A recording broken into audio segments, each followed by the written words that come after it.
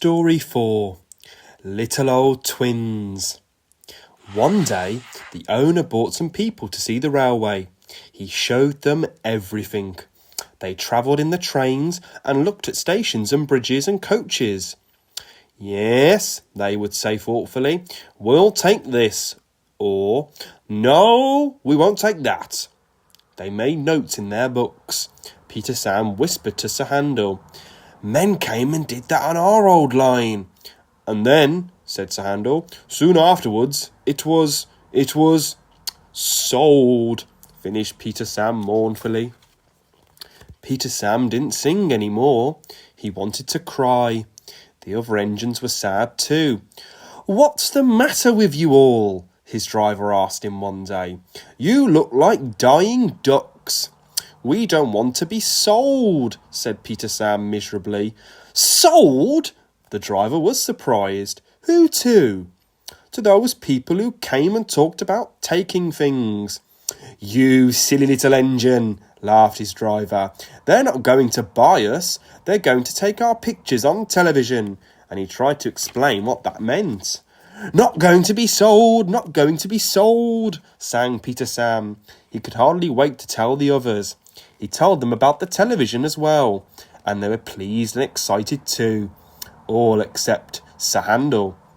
I don't hold with it, he grumbled.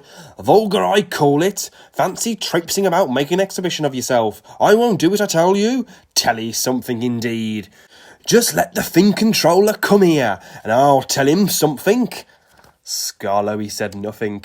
He just winked at Peter Sam, like this. But next day, when the thing controller did come to explain about the television, Sir Handel kept strangely quiet. Now, said the thing controller at last, I want every engine to take part. I don't feel well, quavered Sir Handel. You poor engine, said the thing controller gravely. You can stay in the shed. Sir Handel smiled broadly. And your driver and fireman shall take you to pieces. That'll make an interesting picture, just what we need. Sir Handel's feelings were beyond words. That's that, said the thing controller. Now, Scarlowy, will you take Agnes, Ruth, Lucy, Jemima and Beatrice? Yes, please, sir. I was hoping you would let me have them. Duncan shall have our goods train, while Rusty with Mr. Hugh and the men can show them how we mend the line. Please, sir, but what about me, sir? Asked Peter Sam anxiously. The thing controller smiled. You, Peter Sam, shall pull the special television train. Oh, sir, bubbled Peter Sam in ecstasy. The television men built towers for cameras beside the line. They put cameras on Ada too and filled Gertrude with wires and instruments. Some trucks coupled behind carried aerials and generators. Everyone practised hard till they knew just what they had to do. At last, the time came and the announcer gave the signal. We're on the air, we're on the air, puffed Peter Sam, and he rolled the heavy train to the shops where Sir Handel was being mended. Sir Handel did not enjoy their visit.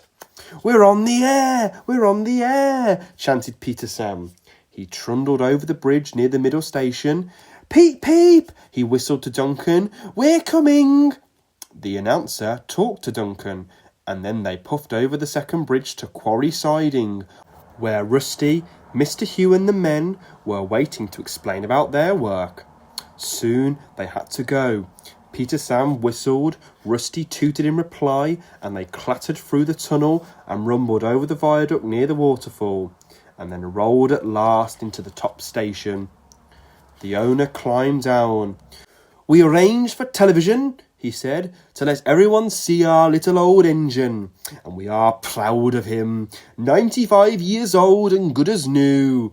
There's nothing like him anywhere. 3 cheers for Scarlowy.